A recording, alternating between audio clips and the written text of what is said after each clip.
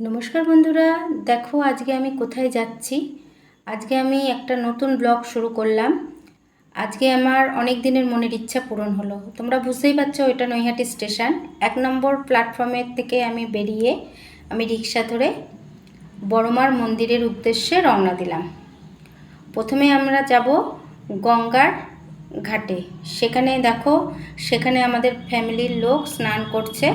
আমি সেখানে যাব, গিয়ে তারপরে আমি লাইনে দাঁড়াবো। লাইনে আমাদের লোক দাঁড়িয়ে আছে। এটা ভোর 5:30 থেকে লাইন পড়েছে। এ দেখো আমাদের জামাই আর ঠাকুরমশাই দাঁড়িয়ে রয়েছে। এনারা গঙ্গা স্নান করবে, স্নান সেরে তারপরে পুজোর লাইন দেবে। আর এখানে অভ্র দাঁড়িয়ে রয়েছে দুটো ডালা হাতে।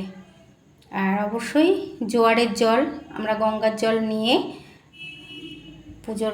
পুজোর মন্দিরে প্রবেশ করব।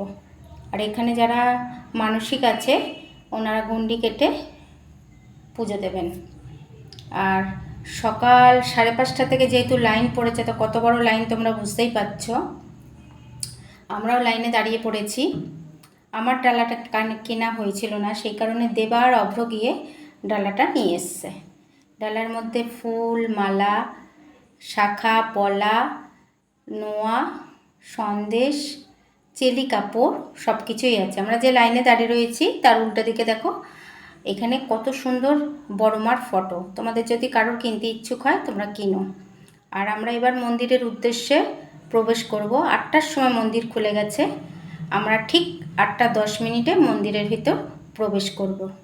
এরপরে আমরা একদম খুব সুন্দরভাবে আমরা পুজো দিয়েছি। যেহেতু আমার মানসিক ছিল, সেই পুজোটা আমি খুব মনের ইচ্ছা আমার পূরণ হয়েছে।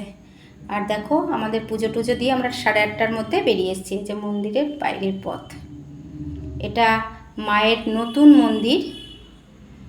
দেখো কত সুন্দর মন্দির। এরপরে আমরা প্রথমেই বলেছি ডালা কিনেছি। আমরা নবশ্রীর দোকান থেকে ডালা কিনেছি। ওনার ব্যবহার ভীষণ ভালো।